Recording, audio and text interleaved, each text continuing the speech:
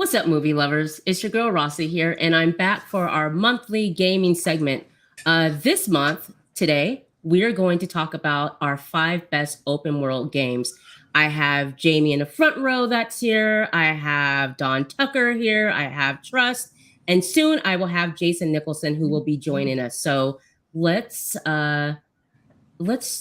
discuss, guys. Just a second. You guys know me. You guys know me. I got to get my life together.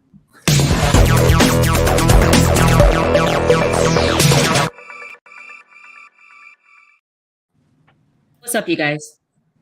What's going on? What's up? What's up? So it's been a minute. Jamie, welcome to our monthly gaming segment. Just a bunch of nerds that love our games. And John let me know, hey, you know Jamie plays games. No, your girl didn't, because if I did, she would have been here a long time ago. Thank you. I've been searching for girls. I'm like, I need women. I need some girls. I know there's girls out there that plays games.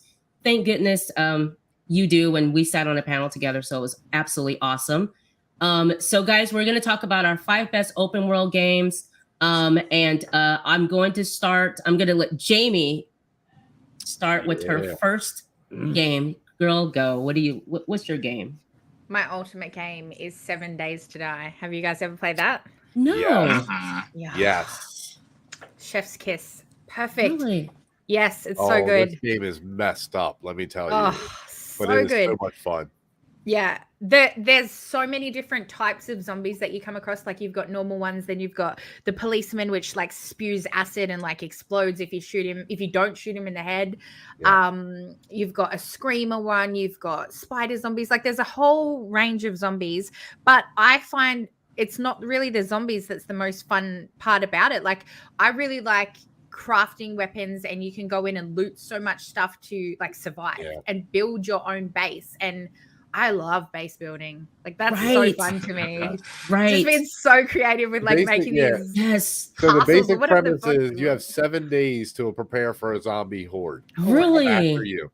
So you have to build up your base, get all your weapons. Like, you literally have to get pieces of weapons and build those, like guns and find bullets. Awesome. Before you can even build the gun, you need to find the schematic, the blueprint to actually make the gun. Right. So I would love that. But every 7 days, there's a zombie horde that comes. And if the longer you stay alive, obviously, the harder they are. And like, it gets intense. Like, it gets super intense. It's a crazy game. Yeah. When did it come out, guys? Said, the crafting 2016. In it. Okay. I feel like I heard about it. Yeah, it's crazy. It's a crazy game. Yeah. Freaking awesome. Did it come 7 days. Have you played State of Decay? Actually, Jamie? It's on console. Say again. I State of Decay. Oh, sorry. Oh no, you're fine. I have played State of Decay though. Yeah, State of Decay is awesome. Yeah. I think I started number 2, State of Decay 2. Yeah, it's a good one. Okay. Didn't get very far in it. I think I got a little bit scared in it, but I just thought of that's a really fun zombie game too. Yeah. Well, shoot. Don, you go next. What's your pick? All right, so I'm gonna start with this is one. I don't even know if this is the best game in this series, but I just remember playing this game for the first time and just being blown away by it. And it's Spider-Man 2, 2004. Yes. So we got Spider-Man 1, and it was really fun. It was open world. You could swing around. Right. But this one just added so many things to the mechanics and what you could do, like the slingshot and the being able to run up walls and jump off the side. And there were just certain things that the first game they couldn't do, and the second game brought to it. And I just remember I would literally just swing around New York City as Spider-Man for hours. I mean, just doing nothing because it was just so much fun being Spider-Man. And again, like I said, I know the newer games are definitely awesome and amazing. I haven't got to play them personally because I'm not a PS person now, but that game was just mind-blowing and just so awesome to play in an open world setting. And yeah, I just really love it. Me and my brother had that game, and I can actually contest to what you said. It was so much fun just to swing around, and like in the first game, it didn't really work as well, but in the second one, I mean, you could really launch yourself and get right down to the streets and just, it was really fun. And like, I mean, it was 2004 and New York looked really good. Like, they did a really good job for that time. Like, that was such a fun game. It was a really good game at that time. I remember it got really good reviews. Trust, what about you? What's your first game you want to talk about? So my number 5 pick is Minecraft. Okay. Minecraft is awesome, and I played Minecraft on the PC, and the world doesn't end. There is no end of the map. It literally just keeps regenerating itself. There's multiple biomes. The game has been being updated ever since it came out in 2011. Oh. There's you can fight the mob boss. There's the Ender Dragon. There's so many things to do inside of Minecraft, and I mean, just going down and getting into a mine and looting, trying to find diamonds, and then falling into a mob spawn and getting mossy cobblestone and getting new songs to put into your house. And it's just so much fun, you know, crafting sand, turning it to glass. And, you know, it's just so cool. And it's so simple. And the graphics, like, they're not good graphics, but they're great for that game. You know what I mean? Like, running through the desert and making sure you have enough lights around your house because you don't want it to get dark and a creeper walks up to you and all you hear is the blows up your house sound. Yes. Yeah, just hear the TNT about to go off and then blow all your stuff up. It's just great for getting to set a bed and not setting your spawn and dying and then just restarting in the middle of nowhere. It's a super fun game, and it's the first game that I actually played Battle Royale in.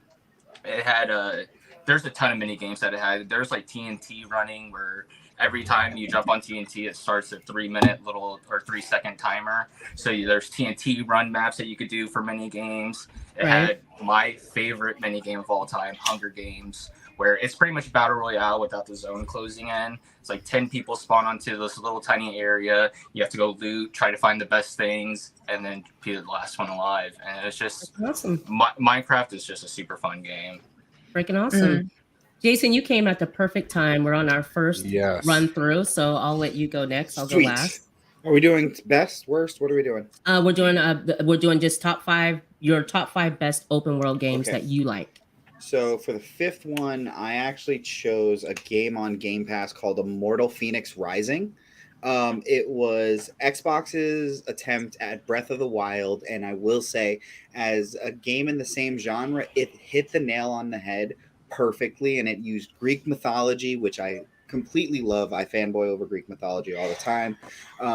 So incorporating that into the game, and as well as all these beautiful landscapes and these crazy different, you know, weapons you could use. It had gliding just like Breath of the Wild. It was truly like an immersive game, and it exactly like you could, the map was huge. It was all ever expanding at points. Like you thought you had it all unlocked, and then all of a sudden, like the map doubled in size the next mission you finished. It was completely awesome, and it was on Game Pass, so it was free.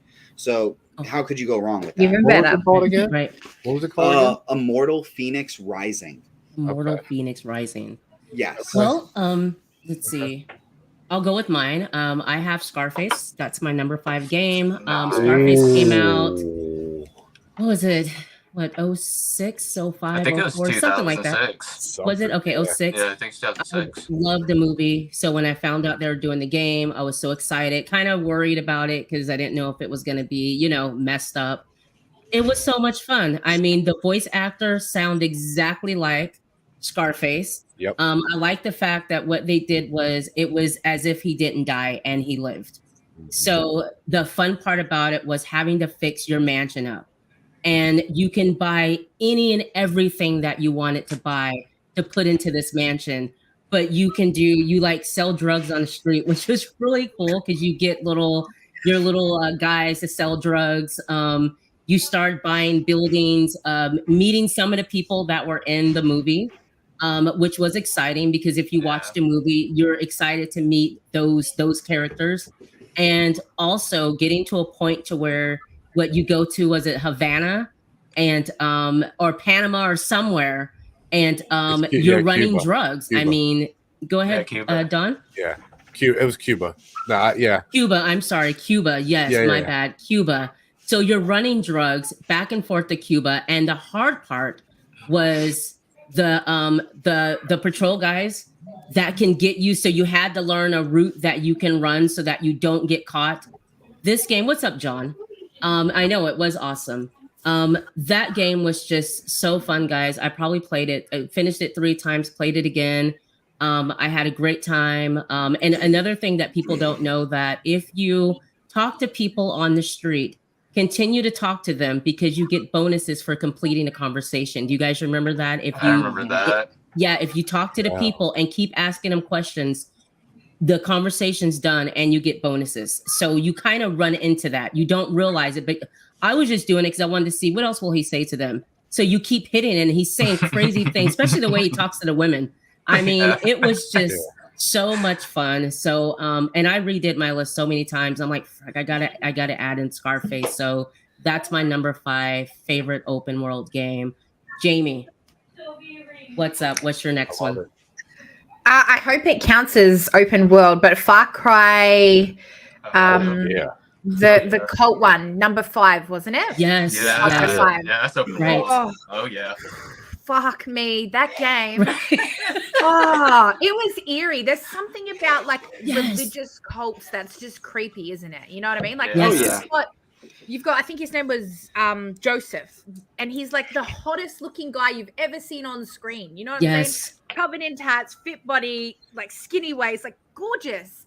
And he's a freaking psycho. He's a religious cult psycho. Like typical guy that I would go for, of course.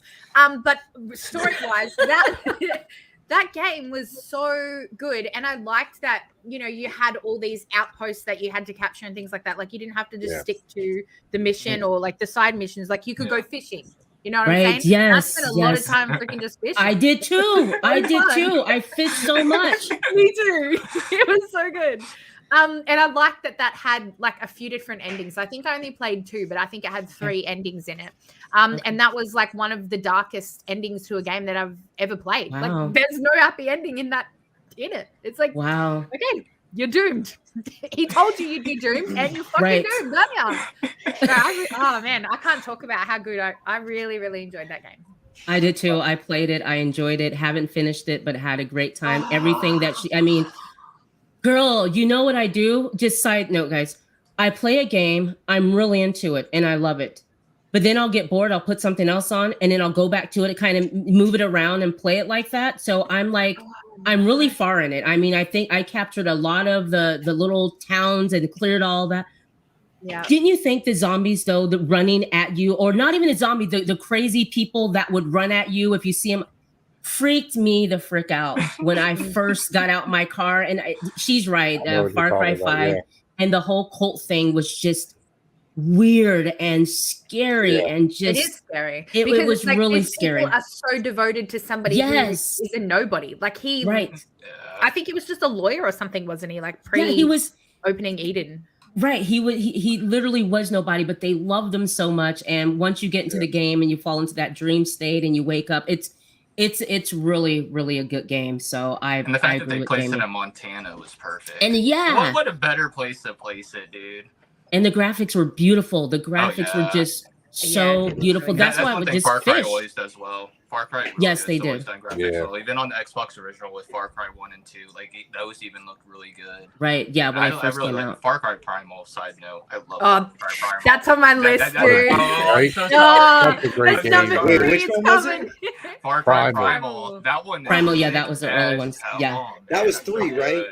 No, Far Cry 3 is different, and then there's Far Cry Primal. Right. Yeah, Far Cry it was 3 the third was one, and then 3 came out, right? Right. Yeah, 3 is on the island. Okay, well, that's what I meant. I'm sorry, that's what I should have meant. It was the third game. Release. The third release. Yes. Right. Yeah. Don, give us yours. What do you have next? I'm just All right. So number 4, and again, this is not even what I consider the best one in this series. It's just my favorite.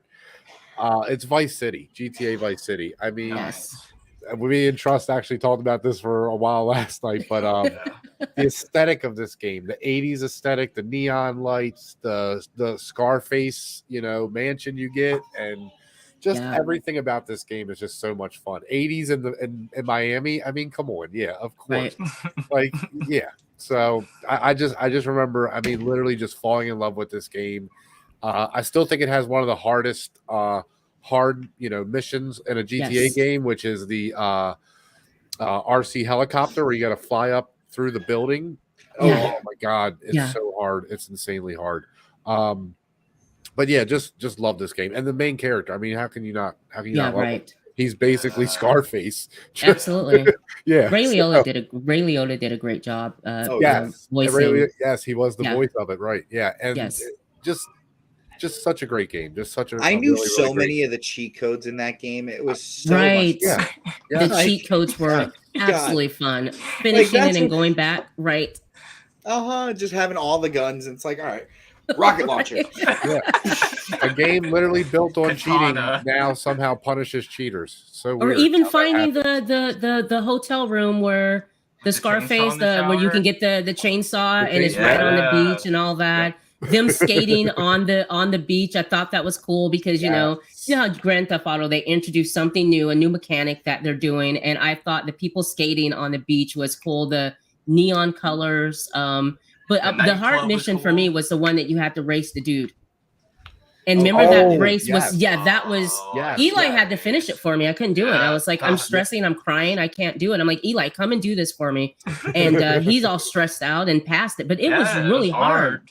I tried to blow the guy's car up. You couldn't do that. I tried to, like you come up with so many ideas of how can I cheat and finish this race, and you couldn't. Like you had to finish the freaking race, and I was so pissed. So yeah, that was a really good one. It's funny because me and Don were talking last night, and we tried to cheat through the RC helicopter because it was a construction site, and we tried to fly straight at the floor we needed to go to. Right, nope, can't do it. Invisible wall, can't do it. Gotta go up the stairs, gotta go through all those guys while they're shooting at you with a game that has horrible flying mechanics. Oh yeah. Oh, at that time, they're trying to pioneer it. It wasn't gonna be amazing. Oh, you all had drones in the 80s. It was horrible. We had a drone in the 80s.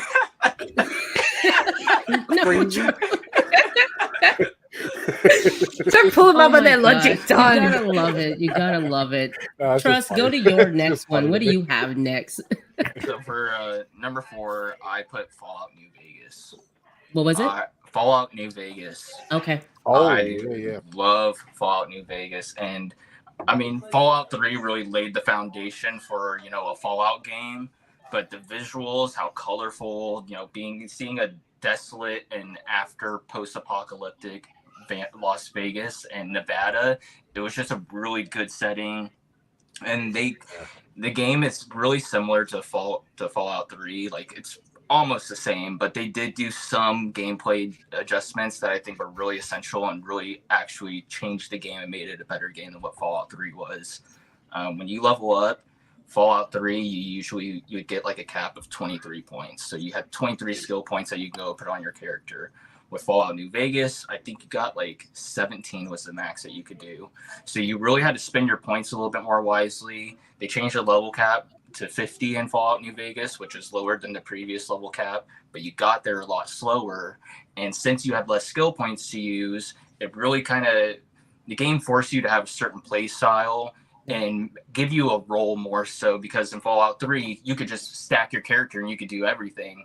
With Fallout New Vegas, you really had to use your points wisely, and it made you have a certain play style. And it really added a lot of diversion to the game, and it had added a lot of replayability. Like, I think I had like 5 characters that I went and made and just did a whole bunch of different things. It was a lot of fun.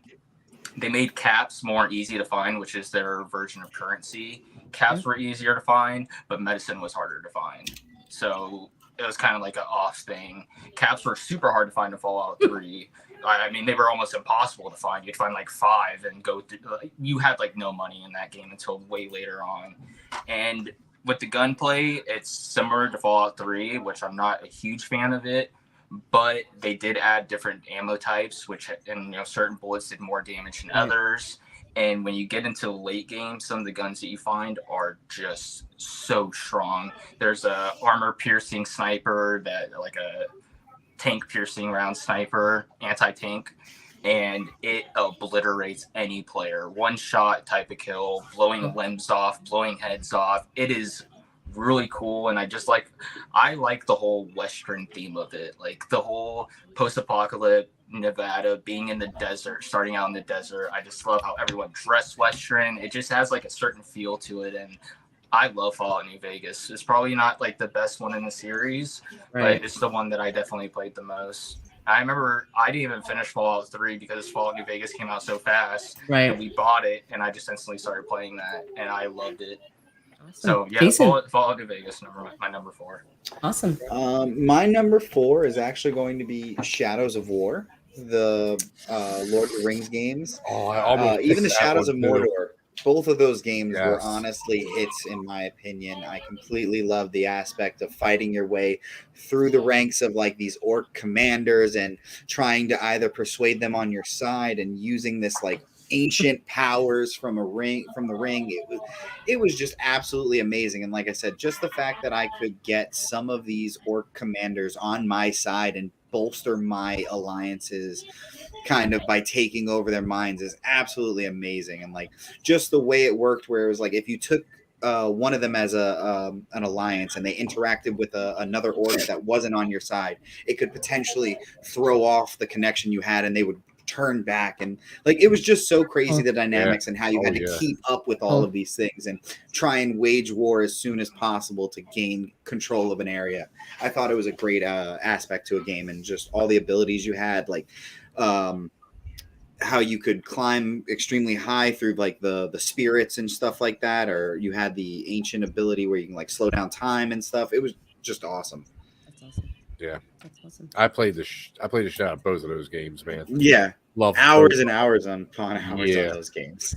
Just being in that world, I just love Lord of the Rings so much. So just being in that world and being able to have fun in that world, man. And like he said, the mechanics of either fighting or trying to convince these orc generals to be on your side was just so insane. Yeah, that game was crazy. Awesome. Let's see. My number 4 is Assassin's Creed Odyssey. I love the Assassin's Creed games, but when they decided to go a different route and do the open world, I was amazed. At first, I was like, I don't know if I'm gonna like this. So I'm so used to the original, linear plain Assassin's Creed, not such an open world. And this one I was blown away by this game. First of all, the game takes place in, is it Greece or it's Greece? What isn't it Greece, right? Because the one before that was Egypt. So I think we're in Rome. Rome. Rome, it's Greece. Yeah. Greece, yes. Right. You're dealing with Zeus and all of that. Okay. So, but the world is beautiful. I mean, I've never seen such a beautiful open world. And Assassin's Creed is known for their graphics, but it was so beautiful. You start out on this little bitty island. You get to choose your character this time, which I thought was cool. And you're on this island and just running through your so-called tutorial. It was so much fun. And the map is huge. I mean, you have underwater, which was beautiful. You have your battles when you get your ship. And I probably got my ship and just stayed on the water and just battled every other pirate ship because it's done so well. The mechanics are just they did a wonderful job. I mean, I'm having a great time playing it. I mean, you can get lost and not even do a mission and just get lost in the world. And the statues are beautiful. I mean, you have statues made out of the side of a mountain, and you have certain you get these little tablets that give you clues to where some special armor is, and the clues are really good. And then you have like in the middle of the ocean, there's like underwater crates that you can get, and it is so much going on. I mean, this game, it would take you forever to literally finish this game. I mean, you have to have no life and sit at home to finish this game. Like it's one of those. I mean, it's an amazing game. It is an amazing game. That is my favorite Assassin's Creed Odyssey. I love. And the story it's an awesome story. I mean, your lead character, his dad is a Sparta, and he ends up doing something wrong. So his dad has to make a choice between the baby, and it was someone else. Anyways, he gets thrown off of the side of a cliff. And from there, he washes ashore in this small town where you start off at. And so you have this guy who raises him. And the character is just a funny character. He's an awesome guy. He has all these great ideas to, make money and grow. And you start from there. And your job basically is to find your dad, the wolf, and to kill him. But you also are looking for your mom. And it's it's this whole story, and you meet certain people throughout history that are actual people that live throughout history, and it's just amazing. Don, you played it, you know, it's oh my god, right. I lost so much time in this game. Did you play the DLC, the Atlantis DLC, and the other DLC? No, I don't think so. No, I haven't. You get to go to Atlantis. You're like, oh wait, really? what? Oh, let me tell you right now. As much time as I spent, it gets even bigger, Rossie. as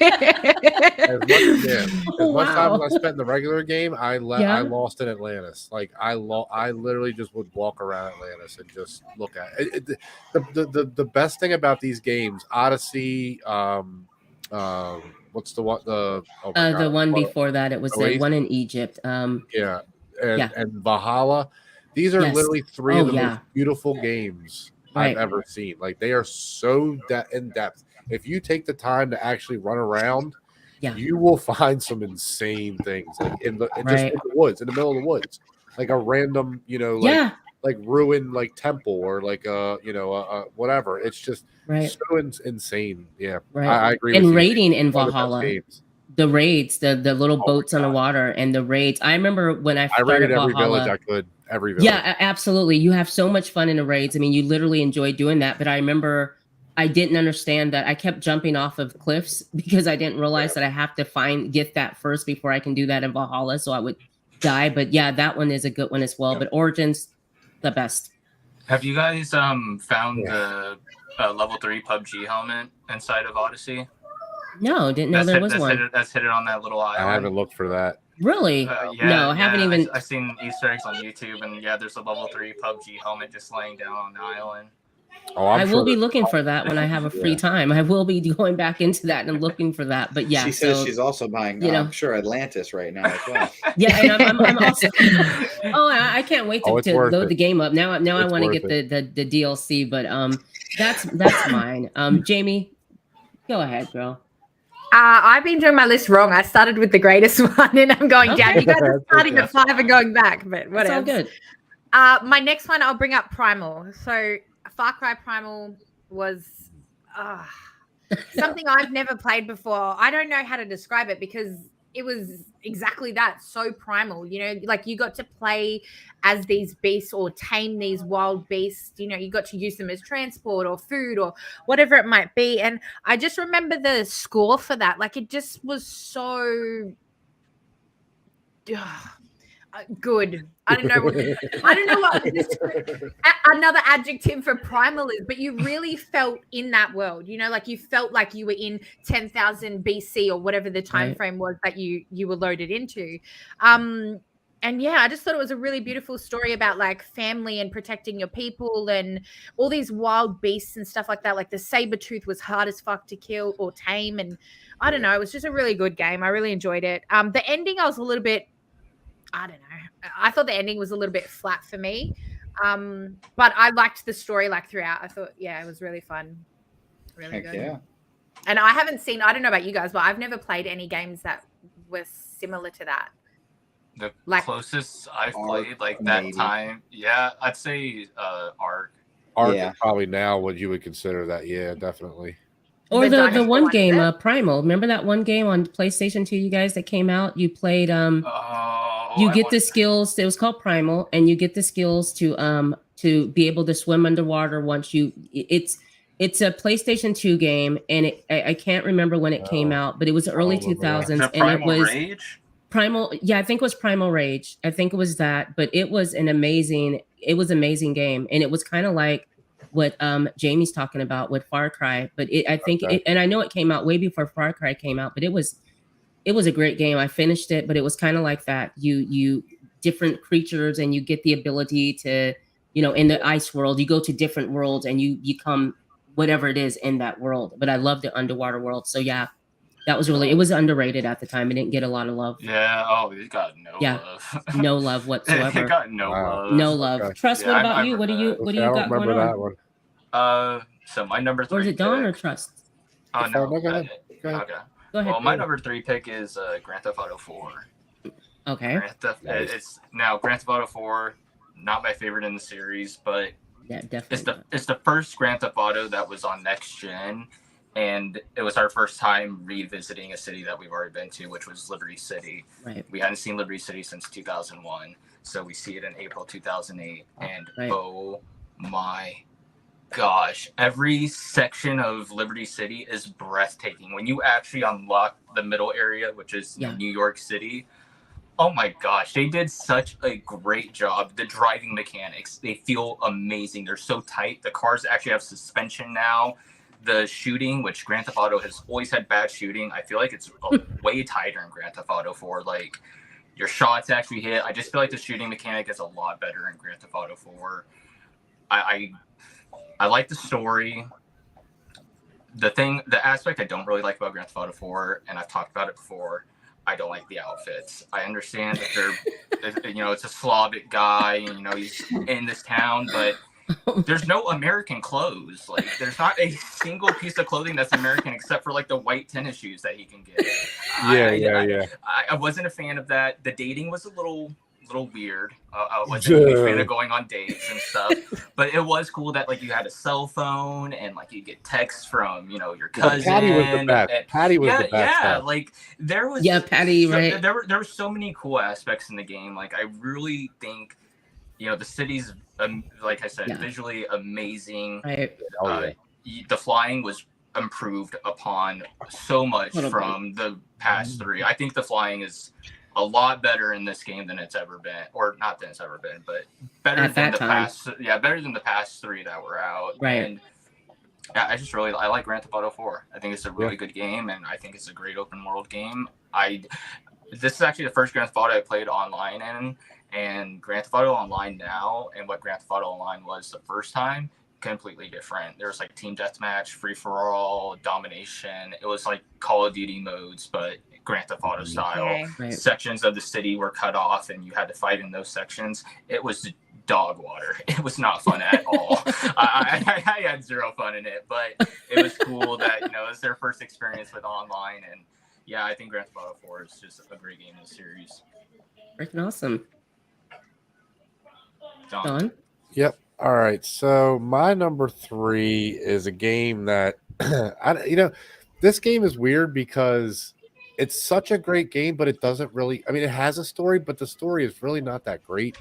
But the key focus of this game is survival and base building. It's Subnautica. You are heard about that game. That was next on my list. Yeah. You are stuck on this planet in the middle of the water, and you just have to survive. Like, you just have to survive. And there is a story. Don't get me wrong. Like, there's aliens and weird things going on, but the story doesn't really matter at the end of the day. This game is so much fun just because of what you can do. I literally, I wish I hope it's still on my save thing, because I literally have like a probably, I don't know, miles and miles deep base that I built, because there's a part where you build and you can go straight down into the core. So I literally just built the base so I could just walk to where I needed to go, because I couldn't swim down there or do anything. So I was just like, screw it, I'm just going to build a base. So I literally have this base that's probably miles long that I just could run. It's just tunnels. Just tunnels that just go up and down, or across and then down, cross, down, cross. That's all it does. But it's literally like I spent, I'm not joking, I spent a week building this base. Yeah. Every day. I can see him just like, I have so much room for activities. I had the reason I built it was because I had so many resources, because I literally, like, the first week, you hoard so much shit. Hey, all you do is just resource build. Like, that's all you really do. So it gets insane. But the base building in this game is so much fun, because you're constantly swimming around. You always have to be watching your air.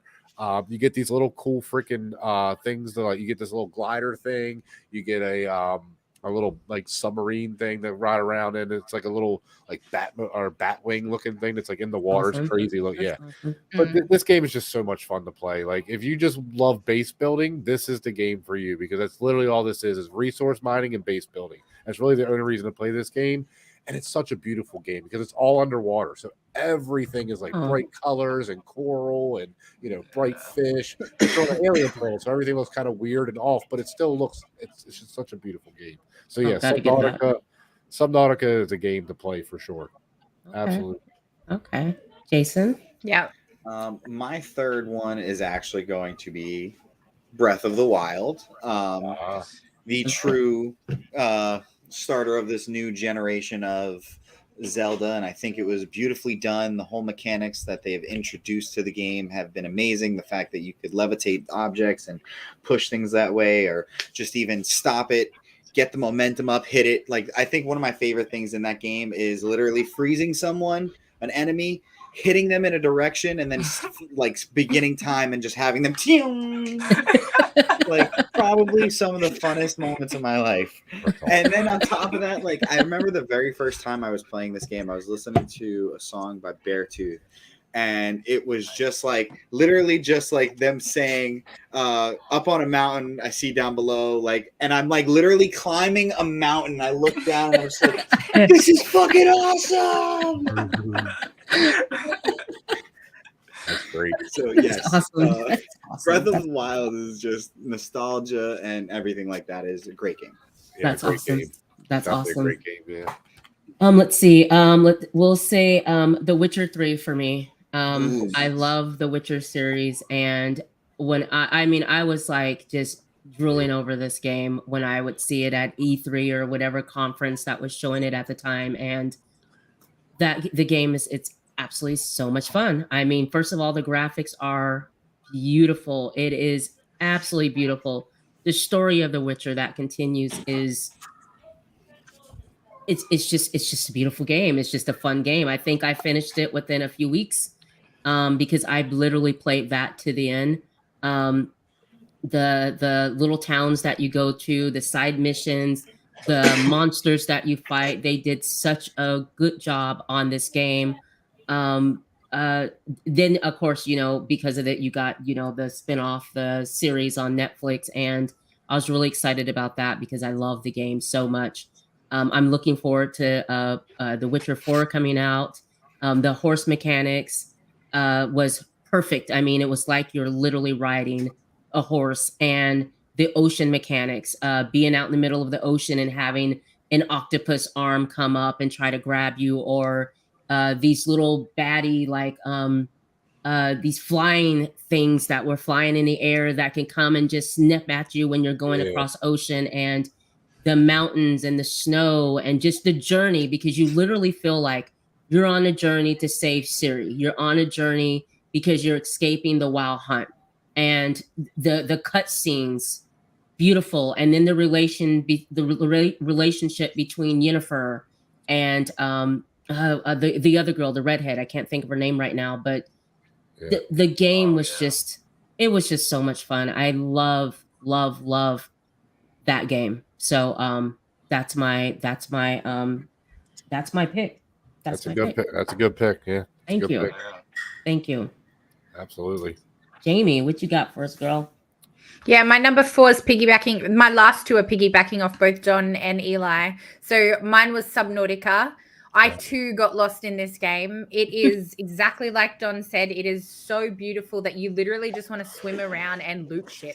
Like you just want to go collect these mushrooms and collect the gold and the silver. And, you hoard, as he said, you have to build all these, I forget what they were called, maybe lockers or something like that. And that's where you store all your shit. Yeah. And you literally, because it was so narrow, like your base is really narrow under the water, you have to build it, as long as Don said, to fit all these lockers in order to fit all the stuff that you're hoarding, like materials, to make all the stuff that you want to make. So you can, I counted it one time, 35 hallways. Wow. 35 hallways, literally side by side, no room in between them, lockers, 2 rows high on both sides of each hallway. Wow. 35 of them. You're 35 bad. of them. God damn, John. Dude, I'm telling you, I literally spent hundreds of hours in this game, probably.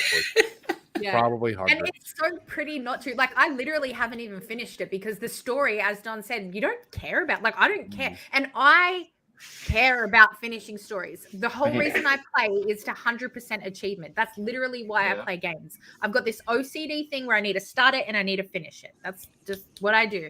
And this one, I just can't. And it frustrates me because it's like, I don't even want to move on to the mission and go and, trade with this freaking mothership or whatever the hell it was. just want to keep collecting stuff, and I want to keep boosting my base. It's like, why would I want to trade? This is my stuff. You want to know why? You want to know why I never finished the story? Because the end of the story is you leave the planet, and I didn't want to leave the game. Like I just wanted to stay there and survive on the planet and not ever have to leave. Like I was like, the only person here. Leave me alone. Like just don't bother me. Leave me alone. Do you want to go back to civilization and suburbia? No. Why would I want to? No, I have my underwater paradise right here.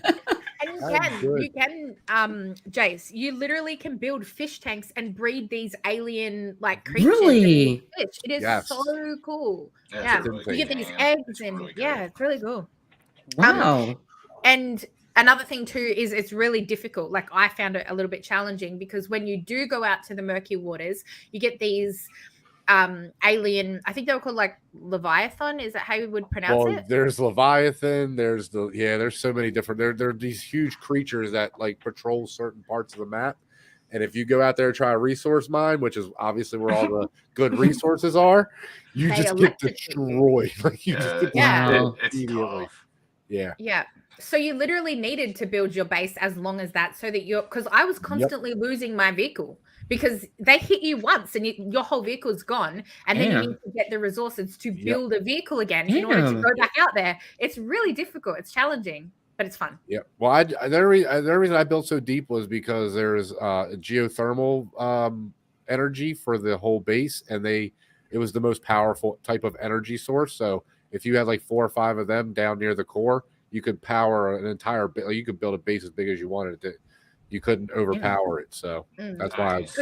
That's another thing with that too. Is like, it's very different to Minecraft, where like, you build a base, but this you have to factor in so much stuff, like the air to breathe in when you're in these narrow hallways. You have to have enough air in your actual base in order for it to function, and then you have to have solar powers in order to make everything work properly. And if you want a fish tank, then you need to keep adding the fish to breed. And there's so much to do actually in your base before you even get out into the underwater world. It's crazy. It's so big. Wow. So good.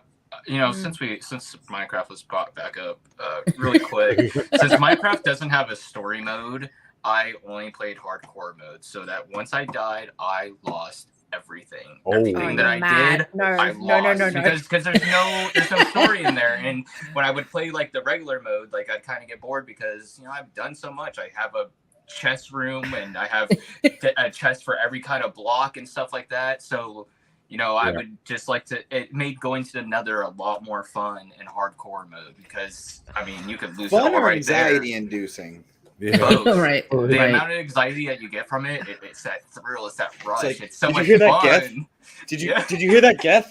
And I was playing on a really bad computer, which made it even more fun. You know what I mean? Like it was that base computer that we had before you upgraded your computer. Remember? Yeah, I was on that one. So wow. Yeah, I only played hardcore mode on that. But that's what I wanted to say about Minecraft real quick. That's my last one. So I was like, I'm piggybacking off both of you guys at the end here. But I don't like going to the Nether because I just love where you said cool. Like, oh, you've got like all these chests with, a whole chest of diamond, a whole chest of, whatever it might be.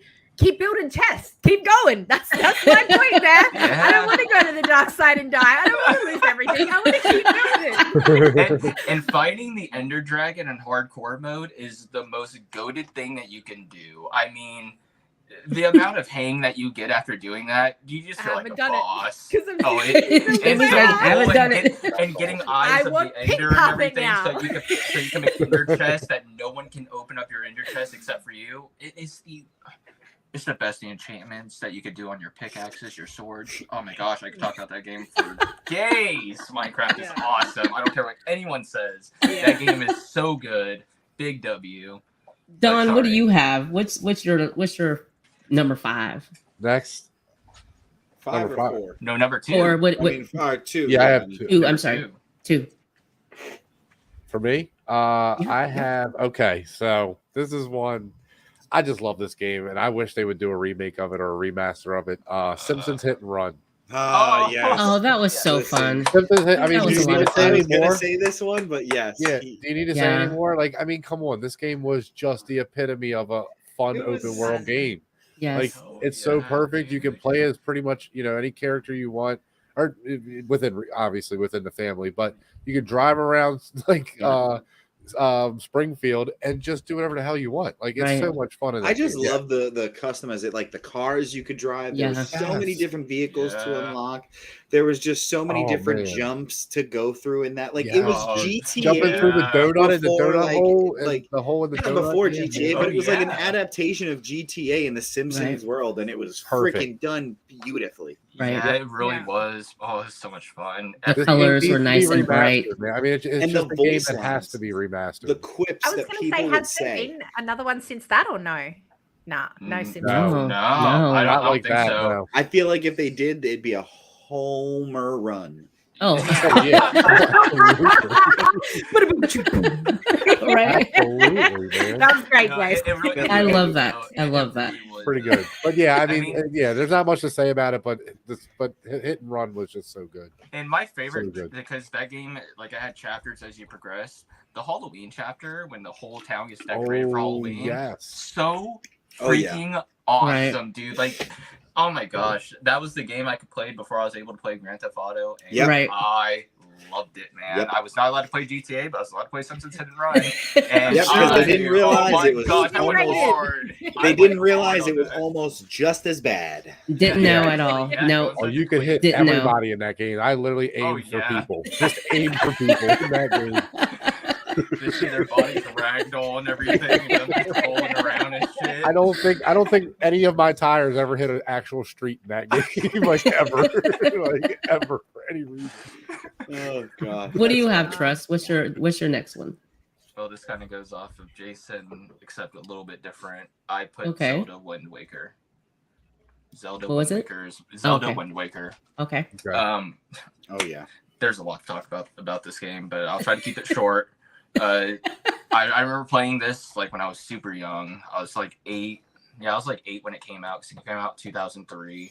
And I mean, dude, there's so much about this game. The map is set up like a grid, and it has like a letter and a number. So it's really kind of easy to go around the map, but you have to, number one, have because you use a little flute, like a little wand, like a instrument to conduct the wind and make the wind go in which direction you want it to. And going out and just seeing the little bubbles pop out in the water and knowing, oh my god, that's a fish, and he could fill out my map, and having fish food and throwing it down there so he'll pop up and talk to you and put out the ink and fill out your map for you. It was just great. I mean, the character development in this game is amazing. There are some amazing characters I still even remember to this day. I mean, the Red Lion, which is the boat that you got that guides you around the map and everything, talks to you. You ask the boat questions, and it just kind of really makes you feel bonded to the boat. It's like your best friend in the game. You love the boat, and the boat turns out to be the king of Hyrule, and he does give up his own life to kind of save the whole, for the better of the good. And you're devastated when he dies. When your boat dies, it is the saddest thing. And Link's grandma, the cutest little old Asian lady, she's so sweet, and she's really cool because she'll make you a soup that heals you fully twice. So it's a really good kind of health to have. Go out and just stop by grandma's, get some soup before you actually go out into a dungeon, like old Zelda's go into a dungeon, find the boss battle and everything. And the score for this game is just, I mean, it's perfect. It is the perfect score. It evokes emotion, and it really ties to every portion of the game. Like the song that comes for the King's Farewell, and it has a long-lasting effect on you when you go to different islands, the uplifting music, and it's just, he did a really good job composing. It was like 4 composers, and they did an amazing job. And it's the first Zelda game that you can actually control your camera. So you can move your camera in any way you want, which in 2003 was huge. And it adds replayability to the game. I mean, you can play the game now and still have a good time, and your camera's not locked, because back then, lots of games, your camera would get locked at a weird wall and you wouldn't be able to really see where you're going. And it was super frustrating. So the fact that you can move your camera around, and I mean, GameCube at that time, they just had hit after hit. I mean, really quick, I'll go back to Zelda, but Eternal Darkness is one of those games that just sticks out to me on GameCube. Best GameCube game to ever come out. But yeah, Zelda Wind Waker, it's an easy, like I said, easy game to replay, and the combat is really fun. You get so many different items to use in fights. You know, you get a boomerang, a slingshot. You just get really cool things to use, and the enemies that you kill, you could pick up their weapons and use it as well if you really wanted to. So if you got bored of using your sword, you could pick up theirs and just kind of move around and have fun. The rolling was really responsive. All the gameplay aspects were just super responsive, felt really nice, felt really smooth. Nothing was clunky. It was just a really good Zelda game. Like, there's definitely better ones in the series, but the nostalgia I have to this one, it makes it my absolute favorite. I love doing like the little rhythms that you have to do on time to make sure that the wind goes the right way, and it's just such a cute game. The artwork and the style of the game, it's so cute, and it's like Animal Crossing, but Zelda style. It's so cool. I really love Zelda Wind Waker. And really quick, the boss battles were something that was really fun, because each boss battle was different. You would find an item in the dungeon that you were going to as you were leading up to the boss battle that you would have to use in that fight. Like when you're going up to the Earth God, you got a mirror shield, and you had to use the mirror shield to reflect light onto the Earth God, and that would do damage. And when you go to fight the dragon of Roost Island, you get a grapple hook on your way, and the dragon's tail's hanging down from the ceiling, and there's a broken rock around it, and you have to grapple back and forth around the map and grapple onto this tail, and then the tail comes down and it brings down the rock and it crushes the dragon. And it's really cool. Each boss battle, you had to approach it differently depending on the weapon that you got in that dungeon, and there's just so many cool things to find. I mean, I 100%ed the game. I found everything that I could, and there's just so much cool stuff in that game. It's really fun, and yeah, super ahead of its time in 2003. So Zelda Wind Waker is my number 2. Jason. All right, so for number 2, I'm pretty sure this counts as a open world game, but Black Flag. Right. Flag. I mean, that game, I have just sailed around and just sung sea shanties for hours. I absolutely love the mechanics of the sailing in that game. I feel like that's where they truly started to really dive deep into what they wanted for an open like sea world game, kind of what really helped them get into like the Odysseys and stuff like that, where it got a whole of a lot smoother. But like the cutlasses, the firearms, just being able to be a pirate assassin sailing across the 7 seas. I have never felt more empowered in my life. Like, it is just so amazing to do it. Like, I have probably 10 or 12 of those sea shanties on my phone right now. Awesome. I have absolutely, like, you want to talk about a score. Those games, leave her, Johnny, leave her. Like, come on now. Awesome. That's awesome. It was an awesome game. That's so true. That's so true. Because it got you set up for dude, I remember just seeing sing me a song or request a song or whatever the mechanic, when you can get them to sing for you. Right. And I was like, what is this? And I hit it and I was like, oh, this is awesome. And also, so like the best part is I'm gonna nerd out on these sea shanties. But like you could go, like you had to go to certain places to unlock certain sea shanties. They weren't just all available. There was 34 of them that you could actually unlock, and like they would alternate on throughout your entire thing. Like I made it a mission to just hunt them all down. Like you were best believe my ship was playing all the bobs. I remember when I was playing Odyssey and that happened because I'm on the waters and I didn't think that they would sing. And I remember when it happened, I'm like, what the hell is this? Yep. And then you're even more into it. So you're like making them sing another song. And it was just, that was really cool about it. You're right, Jason. But it started with Black Flag. So that's the thing. It started with Black Flag. Were really like, don't get me wrong. I think they had ships in, what was it, Assassin's Creed, what was it, the fourth Revelation? Yeah, there was like a mission or two, I think, where they had them, but it just was so janky. And I think Yeah. the Black Flag, they finally were like, all right, we're gonna sit down and make this mechanic really work for the game and actually incorporate it into the world. And it's moved on so much more since then. And it, like I said, for it to be the very first one that they did like that, it was pretty amazing. Yeah, it was good. It was good. Battling was good. So yeah, they handled it. This was really hard for me because my number one, but my number two was, so I'm gonna give it to I'll say Skyrim. Okay, I'll do Skyrim. I love the Elder Scrolls, and when Skyrim came out, and I'm one of those that if I get the game, I want the walkthrough and I want it all. So my husband would be like, I'm spending so much money for you because I got to get the game, and then I got to get the walkthrough because I wanted to see where everything was so I can, basically try to 100% the game.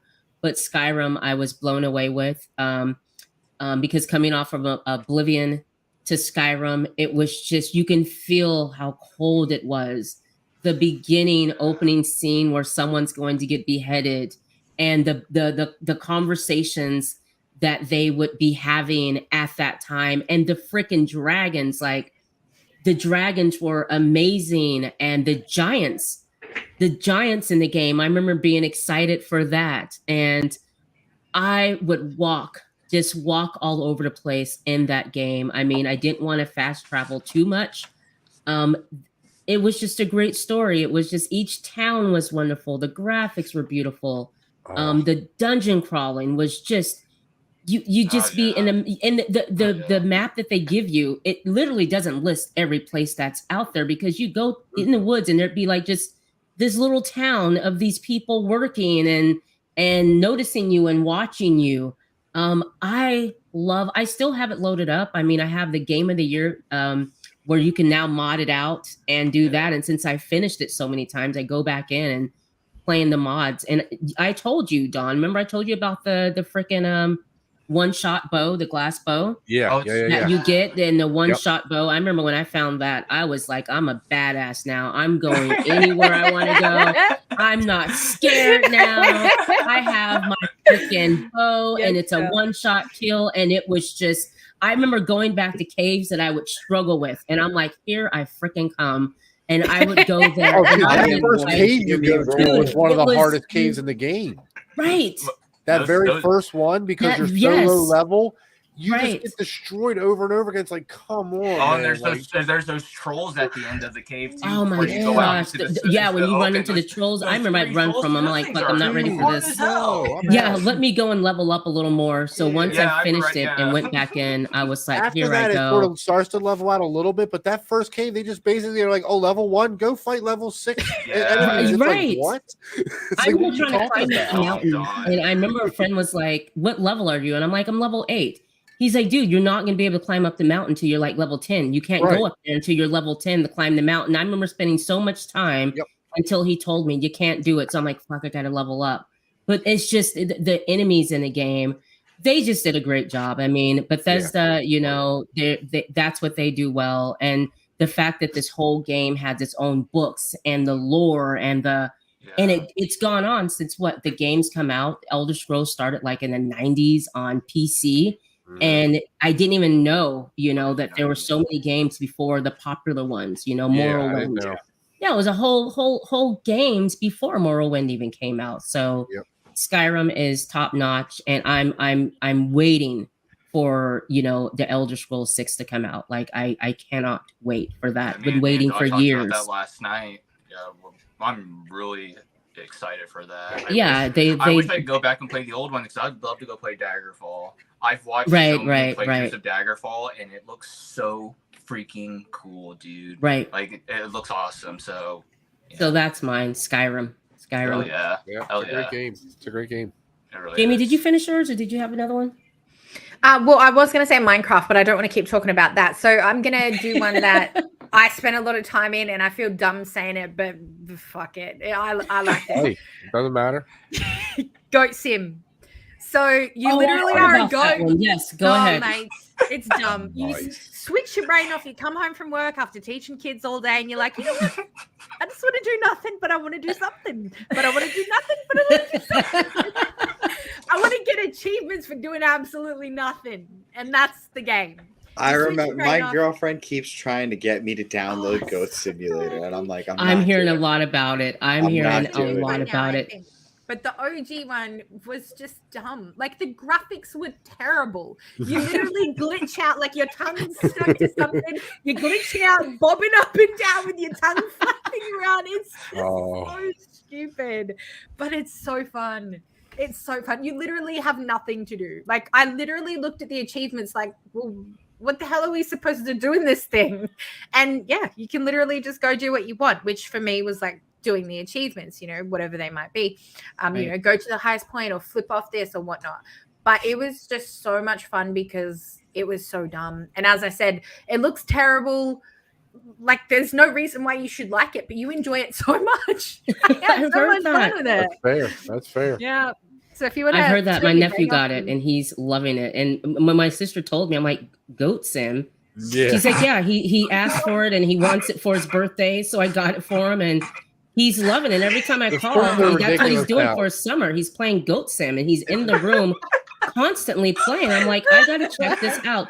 Galaxy Geeks, absolutely Tears of the Kingdom. I'll have to try. I heard about that one as well. That's the new one, right? I think so. Yeah, I think that's a new one. I haven't played it yet, but I can't wait. Yeah. Right. I've heard about that one. Goat Sim, guys. Lawnmower Sim apparently is another one that people love. Lawnmower Simulator is apparently another one that people love that game. Yeah, what were you gonna say, Jamie? I said I just want to be very specific here that this was my number 5. It wasn't my number 1. Okay, remember? Right. That's I'm right. 5 years old. That's right. Everyone's like, "What the f is she on?" 30-year-old bitch playing Goat Sim. Something a kid should be playing. That's great. Oh, That's awesome. Terrible. Oh my gosh. But it is a lot of fun. It's you just switch your brain off and you don't have to think about anything. You can just have fun, you know, like just play and have fun. You're gonna make me go buy this game. Yeah. She's gonna make me get this game. She's gonna make me get this game, and then I'm gonna be hooked on this damn game. Let's see. So much fun. Trust, throw yours out. Why don't you go ahead and throw yours out? Mix it up. My number 1 pick, this kind of goes off of you, but I picked Oblivion. Okay. Oblivion is my absolute number 1 game, and you know, Elder Scrolls is a close second, but Oblivion, it's just kind of like Grand Theft Auto 4. It's the first Elder Scrolls that we get on next gen, and I remember them saying like on E3 and everything, they said that going through the sewers and when you actually go out to the world, you guys should be blown away. Absolutely. And, oh my gosh! Number 1, the king dies inside. There's so much stuff that happens inside those sewers. Like it's really good. Good start to the game. And once you get out of the sewers and you see that grass and just you see the river, like the river around the Imperial City, and you see all the trees and how vibrant it is. It's just, it's amazing. And like I said, it's the first Oblivion or Elder Scrolls that we get on next gen, and they just did such a freaking good job. I remember that we had the strategy guide, and it was the first Elder Scrolls I was able to actually finish because unlike Morrowind, it didn't have a journal that you filled out and give you kind of directions. There was actually a compass and a marker would pop up, so it made it really easy to actually go to where you needed to do. And I remembered, like, I got the horse Shadowrun, the dark horse, and it was a really cool horse to have. And I barely fast traveled, like what you said. I would just get on my horse and I'd ride around. I'd find random places, and I would just. There's days where I wouldn't do a single quest, not a side quest, not a main quest. I would spend the entire day just going through caves and getting gear. That's all I would do. I would go get gear, get money. I remember buying houses was really cool. Buying houses in all those different places was awesome. The end of the game is freaking awesome. That giant devil monster that comes out of the gates of Oblivion and it destroys Imperial City. That is the coolest shit I have ever done in a video game. You could only see his foot, and then you look up, and he's fucking massive. Like, it's still that, and like the main story of that game. I mean, it's like 8, 9, maybe 10 quests. That I think 10 quests is giving it a little too much credit, but it is freaking awesome. Brother Martin is a really cool character to take out throughout the whole main story, and just, I mean, Elder Scrolls always knock it out of the park. The items that you find are amazing, and another thing about Oblivion that I really like, and it's a glitch in the game, but once you complete the main story, you go back to the Imperial City, and there's this old lady who comes out at night and goes into her garden. That's and right. you could talk to the lady, but if you talk to her once you complete the game, they messed up and they never edited out her voice lines. So you can hear her say her voice line, and then you can hear her say, that's not good enough, we need to do a retake. Like, you hear her go back to her regular voice, and they kept that in the game on accident. And it's such a cool little find to see them doing like the voice takes and then them accidentally leaving it in the game. It is cool.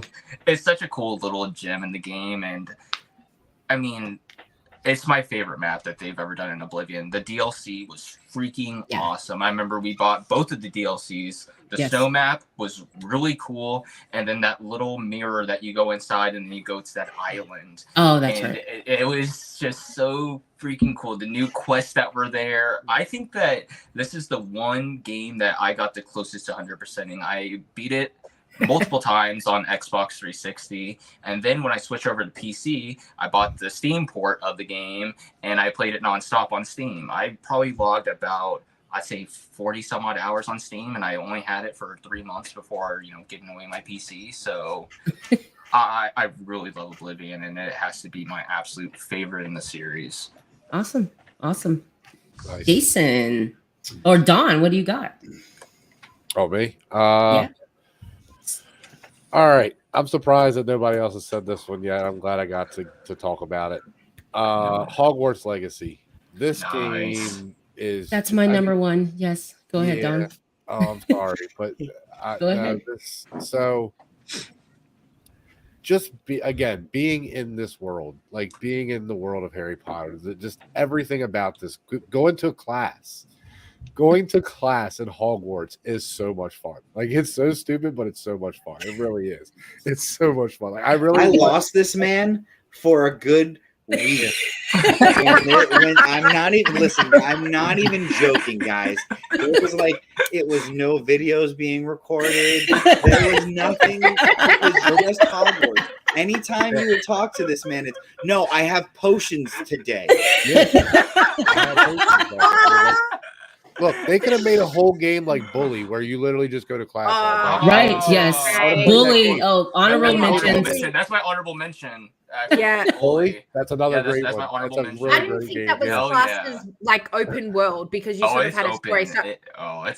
open. Oh yeah. Right. Otherwise, that would have been my number one. Actually, it's open sandbox, but it's still yeah. That was my number one game ever. Hogwarts. Sorry, David. No, that was it. But again, like I got the whatever, the deluxe edition or whatever, so you get a Thestral to fly around on.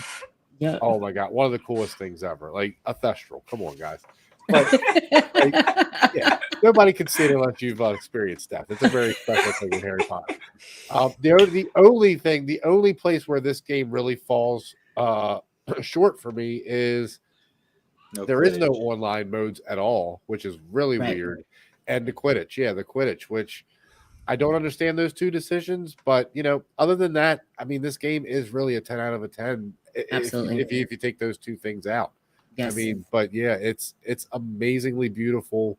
The costumes, and different robes you can get are amazing in this game. There's just so much good for that they did well in this game, and this is a game they had to get right. I mean, it's one of those games they had to get right, and they did. So, just really love playing it. So, yeah. Same here. Absolutely. Jason. All right, guys. My number one is definitely going to be Red Dead Redemption 2. Hell yeah. I mean, there's nothing better. I'm still out here being an Indian on Red Dead Redemption. I got my RP servers. I just became. See, I got two different characters. We got Goga Anoli, who's a horse training Indian. Guys, and I'm living my best life on that one. All right, I'm just out there training horses all day long, just having so much fun. And then I got you won't let me play this game with him, so don't. No. And then Marcus Lockett, he's a lawman now. I've just become a peace officer. I'm about to become a deputy, so these streets are about to get clean. I'm telling you, I have so much fucking fun on Red Dead. It's not funny. Like it's just obscene. Like the game holds up still to the day. The graphics are amazing. Yeah. Awesome. The riding mechanics are so amazing. And just like it's GTA but Western and better. Yep. Like that's literally what it is. And it just sticks true to what it is. It's a Western and it stays that way. And I love it. I truly do love it. Absolutely. And the fact that they went from Red Dead Revolver to Red Dead Redemption 2, it's so it's crazy because how Red Dead Revolver was on the PlayStation 2, and then they make Red Dead Redemption 2 on the PlayStation 3 and Xbox 360. Right. Yep. Total turnaround. I mean, it is crazy. The games don't even look like that they're made by the same company. They look like two completely separate games. There's 16 missions, super linear on the first one. The second one, you can have a shootout in the middle of the saloon area. You can go play poker at the bar. I mean, dude, there's so many things. You don't even have to do quests.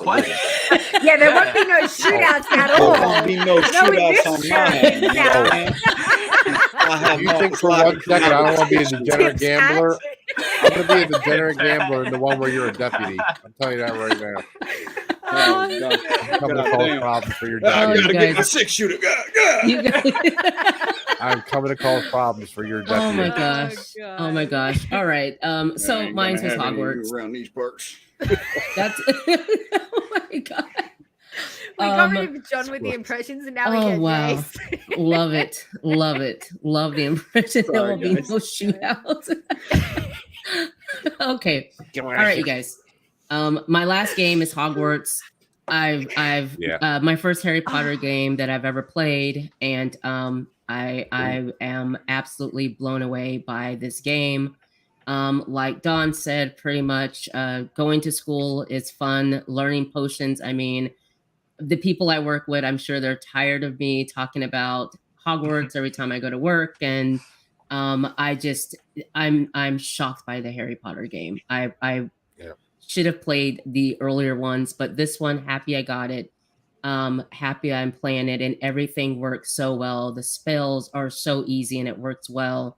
And each class that you go to, once you learn something, you can go out there and you can just get lost. And the school itself, I mean, the stairs, so many stairs. I mean, you're running up and down the stairs, but it's weird because it's not a huge map, but it is a huge map. Exactly. It's so weird. Right. And the little town that you eventually go to, I like that you can upgrade your wand and choose the color of your wand. And anything that you wear and put on, there's a purpose to it. You know, it tells you if it's good, if it's not good. And I love that because you see everything that's on the character. So definitely Hogwarts, my favorite game, open world game. I haven't played it, but I think what they've done to it is like each house has their own like special thing that they can do. Each house has their different, like I think one of them has special robes that they get, and one of them unlocks something special within their common areas. Like I just think that it's nice that they made each role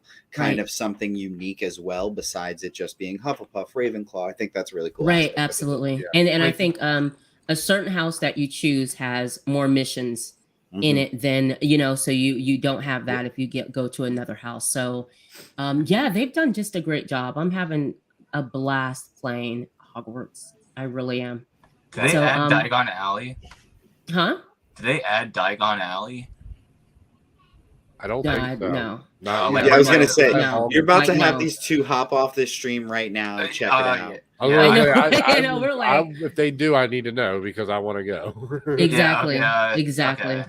As far as so there are rumors about that because Quidditch isn't in it, and because of some of the backlash from things like that not being in the game, that they are going to use this as sort of like a GTA 5, where they're going to add stuff to it over time. So hopefully we get stuff like that down the line. Yeah. Right. Well, they're thinking of doing like a Harry Potter TV series and reinventing that as a TV series. So really? Yeah. If this is like a beta, as you could say, like a test run for what could come, I think they will learn from these mistakes, which really aren't mistakes, but just something that they need to learn from, is the fact that people wanted Quidditch and people wanted multiplayer. So that was a big uproar. One of the reasons why I didn't get it is I was like, solo player. It's just a big miss because I mean, being able to go in like 5-on-5 or like a battle royale with wands and like brooms and stuff, like come on, man, that's such a that's literally broom races, like anything like that would be so much fun. Like So I think they'll use that as like, you know, like this is a stepping stone as to what's to come. And I think they will release something when this series comes, if it comes. I don't know. I talked to Don about this last night, but I think it'd be really cool if like in multiplayer they did something like what COD World War II did and have like the Hogwarts be like a headquarters and different areas that you go to. Like you can go do the broom fights in a certain area or broom races in a certain area, Quidditch battle in a certain area, and like have like this whole populace of like players inside of Hogwarts, and like then everyone's just going around doing their different things. Perfect idea. I think that'd be really cool. Have like a 10-person lobby where one person is the finder and a bunch of hiders, and play hide and seek in Hogwarts. Oh, that's cool. That'd be a cool. That's cool. You could use like enchantments and stuff, and like disappear. Prop hunt. Yeah, dude, come on! Like, there's so much they could do with online with this game, and it's just maybe they'll work. Definitely could happen. Could happen though. Right. Yeah, it could happen. You could get this. So. Well, guys, you know, this has been an awesome our gaming segment. I've had a great time. You guys know we're coming back in August, obviously, to do some more. So I appreciate you guys giving me a little bit of your time, a lot of your time, and to discuss and have a fun time with me, because I love games. Anyone that knows me loves, that's my thing. I love video games, the art of it. It's like playing a book that I love to read, and to be able to take what I read and to play it, it's just everything to me. So Jamie, thanks for joining us. I hope you come back for another one of our video game shows. We do this once a month. And of course, Don, Trust, Frito, love you guys. And to you guys, so you guys, what's your favorite open world game? Inbox me at rossietalks@gmail.com and let us know what you guys are playing and what you like. And join us in August when we come back, and we're going to do Summer of Games in August. So it's basically, guys, what we're going to talk about is games that were released this summer and games to look forward to that's coming up this fall and winter. And there's a lot of games out there. So we will be back to discuss my that. honorable mention is Starfield. It hasn't come out yet, but it's going to be the greatest open world ever. I watched that last night. That looks my gosh, awesome. God. You guys saw the 45-minute the trailer, right? Did you guys see that? I've watched it twice. I cannot. We've been waiting since what, the late 2000s to freaking play every freaking E3. They say Starfield, Starfield. To see it now, it's like Skyrim in space, but it's that 45-minute video was everything. I have it saved. Our plan is to make a D&D world in there. It will happen. Hey, there we go. Oh, that's what Don was telling me last night. Yeah. Jamie, have you know about Starfield? Do you? No. Go online. Not for me. You don't even know what it is. It's space Subnautica. Space pirate crew. It's space Subnautica. What are you talking about? You just heard me talk about what I like. Fucking goats that do nothing. You think I want to be up in space thinking? Come on. I want to lick and trucking simulator. I want to kick a trash can, for God's sake. Oh, we love you. Kick these trash cans out of my town. Love it. So then we know that we will be talking about Starfield also, guys. We're gonna give you our opinions on basically games that have come out in the summertime and games that are coming up. And obviously, as you guys can see, Starfield is number one that we will be talking about. So I appreciate you guys. You guys be good to each other. Have a wonderful week. And everyone here, you guys know I appreciate you guys. And until next time, let me do this, and let's leave out.